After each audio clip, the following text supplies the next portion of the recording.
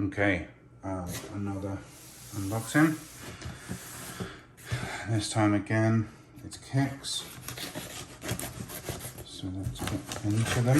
So before I go any further, this is a retail sneakers app dub, which is always surprising.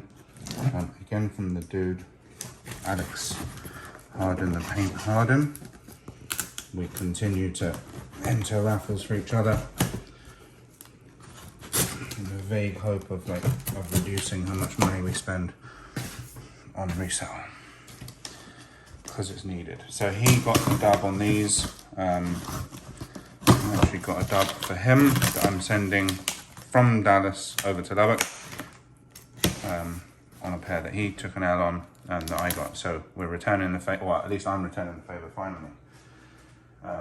So yeah, so these landed, I've been out of town, these just landed yesterday. So this is the first I'm seeing of them. Probably tell the silhouette. Did a review on the pair very similar just recently. So yeah, okay, so let's get into it. So first off, before we go in, there's a bit of what the heck happened there? Okay, maybe there's a bit of a knife that's cut into it. That's not good. Whatever. Okay, so here's the box. I mentioned before I go into it, I'm gonna just give a quick cover off of the box here. So again, TTS, dark gray, infrared 23, and black. And TTS again. I mentioned before the new Jordan 4 boxes. So I'm just gonna bring in the other one that's very similar. As you can see, this is like a very similar black box with a gray, and then here is gray with the white. I feel like they do need to do slightly better with these boxes. Like the color coordination isn't perfect, but I don't know, it is what it is. That's a comparison, so you can see it versus the military black.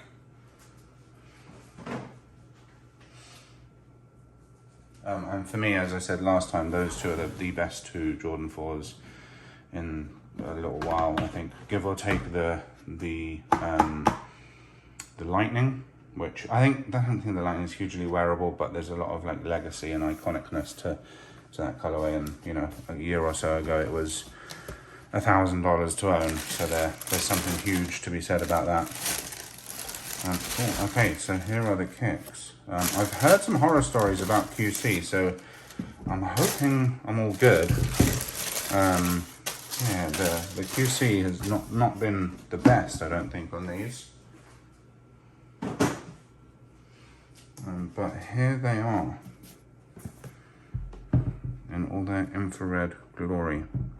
This is the pair, just giving mine a once over so I can see on the QC front. Yeah, there's a few little marks here. This is definitely not the best QC that I've seen. This is not going to help Nike's cause at the moment because of the recession. I think there's like a lot of the hype is just dying down. And this colorway is very nice, but there are definitely a fair few like little like nicks and scrapes and bumps that you can see here as well. Not the best. But yeah, overall I think the colorway is really good. I really like this colorway. I think it's a strong kind of like top 5 to 10 GR of the year contender for sure. And just like to hold them up side by side with the military black. That's they're the two pairs. I think they're just both really nice. They just both look really good. Very different colorway, very different everything really. And actually sizing looks a little bit different. Toe box shape similar, but yeah, if I put them up here with the tongue touching, you can see this is much longer. So that is a bit odd. As you can see, they're both 12s, 12 and 12. So that is a bit odd. Maybe these size up a lot smaller, who knows?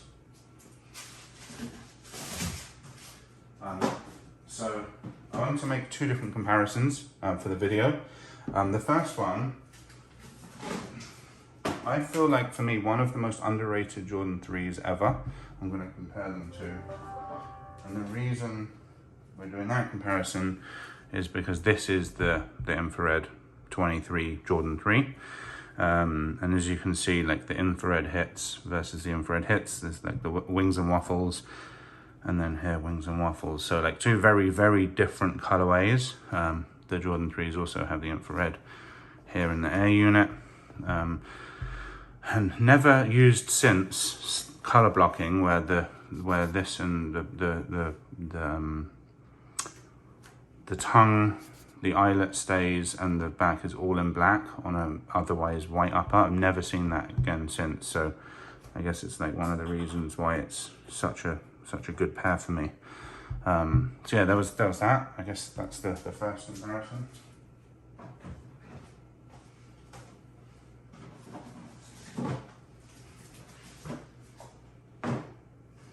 And then the other comparison is against the 2013 pair. So these are the Fear 4s. And the main reason for this comparison is the lighter grey here going into the darker grey here. The Fears then go into even darker grey up at the top here, whilst these remain. Again, when I'm looking at the two tongues, I kind of just really wish they'd done this rolled back tongue all of the time on all these pairs. But yeah, these two like pretty similar in terms of the colorway, and the other pair as well, which I'll bung an image up here on the green glows, I think also from 2013, around there. Very similar kind of gradient to the grays, and I think the only real difference is that obviously it's red here and it's green on the green glows. I think the only difference is they have grey laces and they have grey behind the mesh here. So otherwise very similar. And yeah, that's realistically that's it for the comparison. I wasn't going to go into a kind of huge amount of detail on this pair. As there's not huge amount to talk about, but they are very nice nevertheless, and definitely something for retail. I'm going to take that all day. So yeah, we'll see what happens with these in terms of price, because the military black done really well on the aftermarket.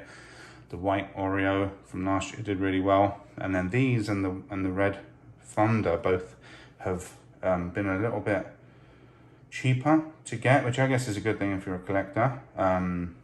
If you buy stuff to like trade and stuff like that, then yeah, a little bit less strong. But yeah, I guess we'll only really see once this recession really kind of kicks in, how desperate for money is the economy going to get?